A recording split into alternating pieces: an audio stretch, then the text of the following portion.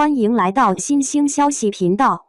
请订阅频道，所以大家不要错过当天最热门的新闻。我们今天的时事通讯包括以下内容：李沁爆火动了谁的奶酪？央视都看不下去了，为他发声真解气。观众口碑一针见血，到底是动了资本的奶酪，还是李沁得罪了哪位金主？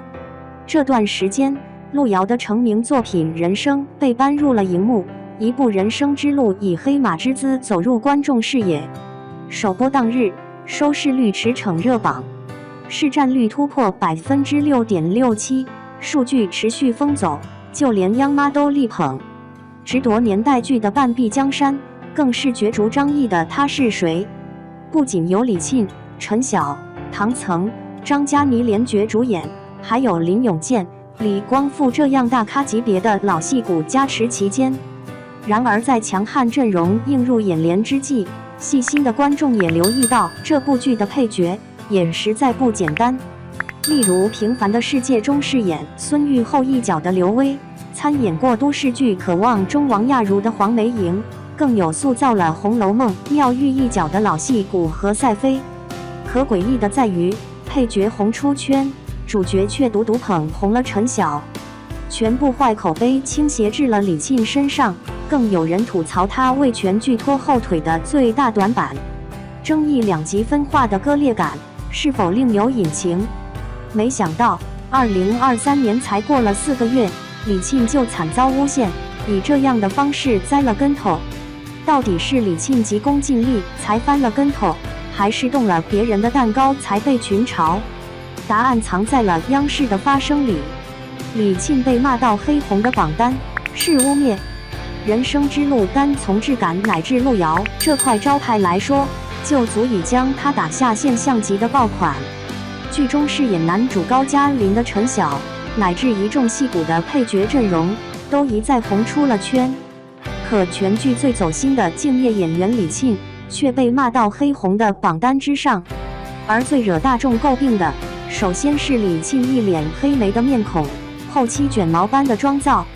但现实是，把李沁骂为非洲难民乃至农村黑姑的种种言论，并不合理。要知道，李沁在人生之路中塑造的刘巧珍，正是出身于高家村的一个乡下女人。一个乡下女人应该是怎样的？自然是不会有着同城市姑娘一样白嫩、洁白无瑕的面孔。面朝黄土，顶着烈日种地，是刘巧珍的农耕日常，亦是刘巧珍的一生常态。所以单从这点，李沁就并未与角色本身背道而驰，反而塑造出了精髓所在。再者来讲，后期李沁塑造的刘巧珍一头的卷发，并非是不尊重原著。在原著人生中，路遥笔下的巧珍从未走出过农村，确实与李沁塑造的一头卷发不太贴合。但是也要考虑到人生之路的利益，其实在本质上并无违背路遥精神奋斗。为了符合当下的现状，以写出一部当代的人生启示录，编剧才让高加林与刘巧珍等人走出这片贫瘠的土地，走向喧哗热闹的上海。所以说李沁从未脱离过剧本，一头卷毛也正是为了角色。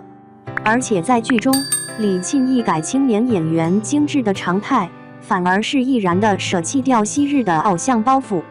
服务奉献于角色，不仅将妆造弄成村花的样子，就连脸也被涂黑了，甚至一脸斑驳，很好地将那种肤色不匀凸显在了镜头面前。因此，李沁自然是内娱少有的能放下身段真正飙演技的实力派。但不得不说，李沁黑脸蛋被骂土里土气，是大众有些双标了。前段10日情满9道湾的开播，剧中陈瑶扮演的石小娜一角，就因白脸、空气刘海乃至粉嫩的嘴唇，就被观众吐槽没年代感，一张脸毁了全剧。所以说，众口难调，太精致会被骂不真实，塑造的太农村妇女就会被吐槽土气。所以说，有时候坏口碑的倾斜，不见得是演员的问题，人红是非多是亘古不变的定律。而李沁在人生之路的半黑，揭露了他独有的敬业精神，却是某些流量小生始终望尘莫及的，或者说是不愿意去牺牲掉昔日留给观众的娇嫩皮香。比如《胡同》中赵露思饰演的甜枣一角，其实单从布景来说，泥墙、瓦砖都透露出一丝年代气息。可赵露思呢？除了一头麻花辫还似一个农村出身的女孩，其余却全然和村不沾边，一脸的白嫩细腻，就仿若鸡蛋壳刚剥出来的一样，粉底液都不知道上了几层。所以即使是粗衣麻布这样的硬件设施跟上了，可赵露思过分精美的妆造反而与50年代并不贴合，因此这部《胡同》就不足以称得上是一部纯粹的年代剧。不过赵露思的这种重包袱，却也揭露了内娱的一大恶风气，即从前是明星放下身段去演出经典的角色，如今却是演员转为高姿态。纵然演经典，所谓的大咖也是按照自己的习性去塑造，这才有了一些50、60岁的大妈去扮嫩，年轻演员则执意以白嫩的脸去演50、60年代下的长辈们，实在讽刺。不论是56岁蒋雯丽去和明道上演辣眼母子恋，还是64岁的刘晓庆，明明垂垂老矣，却还在旗袍刺客中出演旗袍少女，都辣了观众的眼。所以说主流剧人人都想横插一刀，但却并非人人都可以真正的放下明星包袱，这点也只有李沁做到了，身上每一寸皮肤都涂黑了。李沁技压群雄，央视发声不要太绝。哪怕是在演技层面，李沁也足以惊艳一波，撑起了整部剧。一出场就塑造出了一个活脱脱的农村妇女，双马尾辫，身着花衬衫，以及一条沾土的老布鞋与裤子。印象深刻的是刘巧珍去看望高加林的桥段，当时高加林因被村书记儿子顶替而无端落榜，后来巧珍就去看望他。可是当被高加林怒吼的一瞬间，李沁饰演的刘巧珍，不论是隐隐含泪的眼，屏息隐忍的情绪，还是狂奔出去时皱纹的神情，都将巧珍的委屈饰演得淋漓尽致。剧中还有一幕是刘巧珍为表对高加林的爱意，对知识的渴求，而冲黄河大喊，去抛出巧珍的一腔热血。其实光站在高墙上就让人有些战战巍巍，更别提往出吼话了。但李沁却能扯着嗓子怒喊，一次又一次，直到演出导演最满意的一幕才能停止。不得不说，镜头前观众以为最无关紧要的画面，却是演员们一遍遍声嘶力竭、精益求精的结果。就连开头刘巧珍开拖拉机的场景，李沁都没有采用替身。能够这么流利驾驶，自然是李沁的后期用功。他不仅去请教专业的师傅学习驾驶拖拉机，甚至还去了解了一些拖拉机的驾驶流程乃至工作原理。可反观圈中当红的大咖杨颖，一人就占领3个替身，不仅有手替、脚替、舞替，更有跪替、背影替，甚至抠图替，真是为了少演戏无所不用其极。可最后的天价片酬却还是落入了他的口袋之中。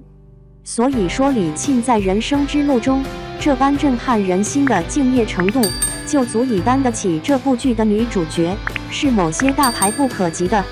不论是妆容、服装乃至于演技，李沁都是剧中足以惊艳的存在。就连央视都力挺李沁，为其变相发声。剧中精彩场景的背后，是精益求精的多次尝试，更是带了人生之路李沁台词爆发力的话题，为李沁狠狠出了口恶气。其实李沁的实力，大众也是有目共睹的。早在2008年，他就因出演了《红楼梦》薛宝钗一角，而活在了一代人的记忆点上。不论是精美的五官、娴雅的举止，还是那种大气明媚的气质，就把薛宝钗的灵气诠释得淋漓尽致。在年代剧《白鹿原》中，李沁饰演的田小娥，妩媚的容貌下带有一丝风情，简直是将纯欲写在了脸上。而且李沁的情绪收放自如，将田小娥的那种悲情色彩生动地刻画了出来。后来她是民国奇幻剧《请君》中的男人婆，《楚乔传》中走向悲剧的亡国千金，《庆余年》里的鸡腿女孩，《如懿传》中的容妃，一人演出了千面，同样是美人，李沁却没一味地将她们脸谱化。她可以是一个清冷带有破碎感的美人，却也可以是一个飒爽感十足的特工，更是塑造了人生之路中并无学识却不缺乏智慧的乡下女人巧珍。在剧中，就连和林永健、李光复这样的老戏骨同台搭戏，却也不遑多让。这也难怪人生之路的走红会让李沁背负如此多的差评。李沁太具实力，就会让某些人甘拜下风。当蛋糕被冻的那一刻，资本果然坐不住了。